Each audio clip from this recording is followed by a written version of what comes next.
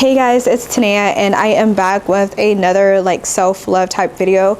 If you're new here, I'm kind of tapping more into a topic that I absolutely love, which is about self-love and self-discovery, especially about the things that I've learned over the past 2 years since I've started my journey, including things that I'm learning along the way.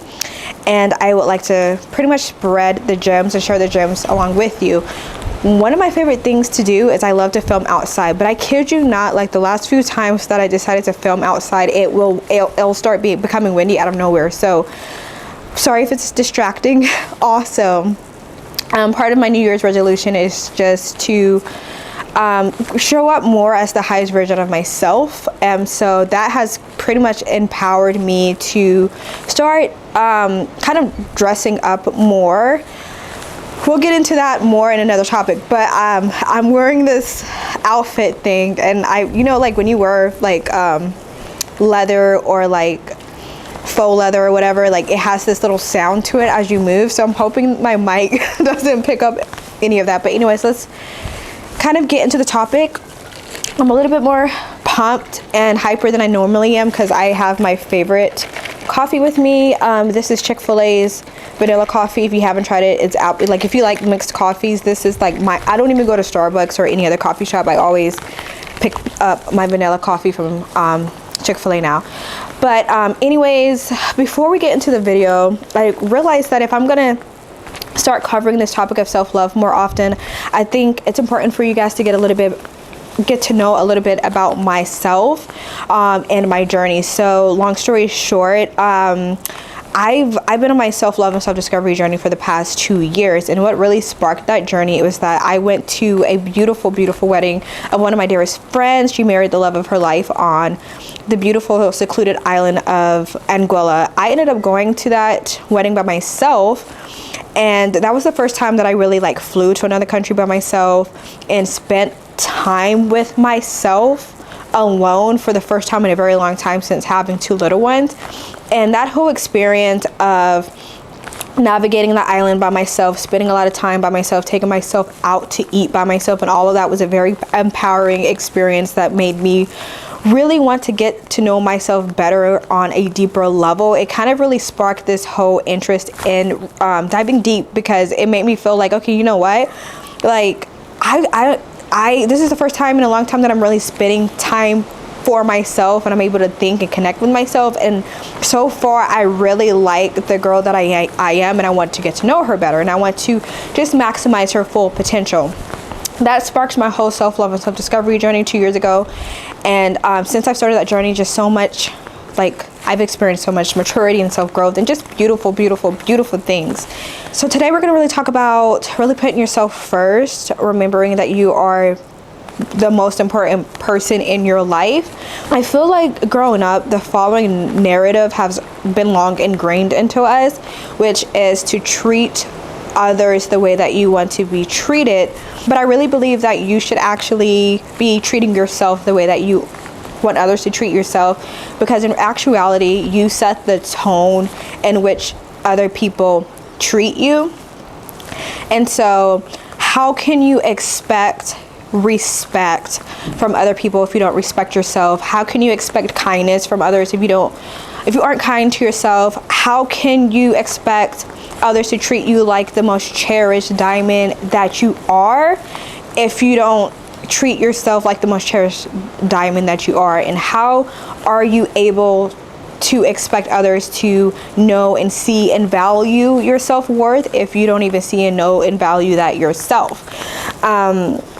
I feel like, especially as women, there's this whole emphasis of making sure other people's needs are met beyond our own. It's so easy to lose a sense of yourself when you are constantly catering to the needs of others, when you are constantly trying to keep pace with life in general. And I realized that how can you pour into the glasses of others when your own glass is empty? We need to pour into ourselves before we are able to pour into the glasses of others. In doing so, we are able to show up as much better people for others. We are able to show up as much better mothers, or just parents in general. We are able to show up better as partners, members in our community, up for ourselves, our career. We are able to put our best foot forward when we make sure our own needs and desires are met.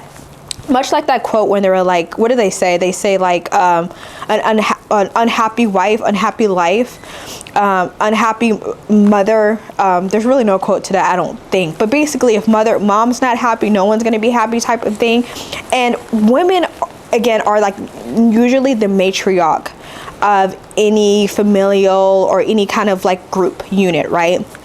And a lot is expected out of us. We nourish our environment or our people, or we influence our environment or people. We upbring. There's just a lot of influence we have on our most close circles, or however you want to say it. And if we're not good, then we can't really put forth our best self for others. So in general, we need to do a better job at putting ourselves first. And I think ways that you can do that and incorporate a little bit of self-love and into your life is romanticizing your life. Romanticizing like the basic moments or tasks of your each and everyday life. For instance, okay, if you're cooking for someone that you absolutely love, whether it's your children or a significant other or your family or what have you, you put a little bit of like a oomph and a magic behind cooking and serving others, right? Well, put that oomph and love and extra pizzazz towards feeding yourself. Feed yourself, cook for yourself, plate your food, create an environment as if you are the love of your life.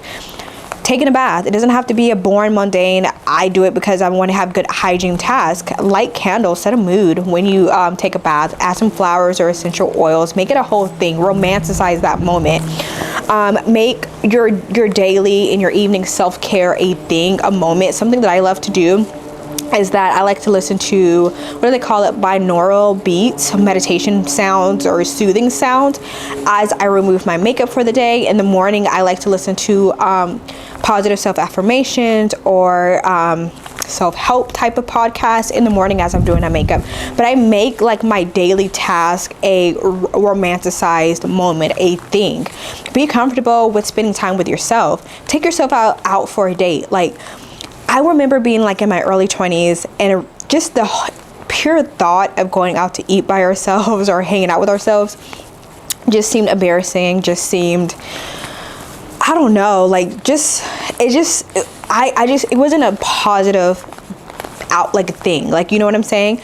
But when you truly are able to go out by yourself and enjoy that time by yourself and feel confident in that, I promise you that's like one of the most empowering things to feel fulfilled and happy and secure with your own company is such an empowering thing. I really, really highly recommend and encourage you to get used to spending time with yourself alone, which will allow you to really connect with yourself and listen to your own self-thoughts and your wants and feeding into those desires that you like.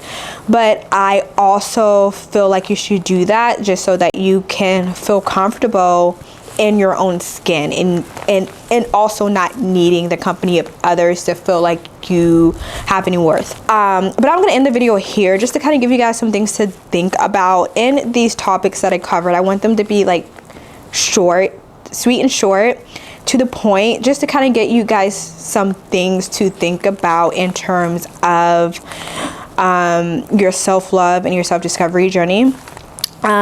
If you have not seen my first video on this topic, I highly recommend that you check out that video, because that video is all about visualizing your highest self and to begin showing up and operating more like your highest self.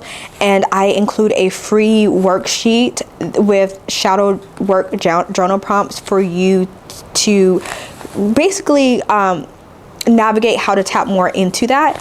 Continue to check back in the description of the video, because I will include maybe like just kind of like a quick worksheet on ways that you are able to like romanticize your life. And yeah, you guys, until next time.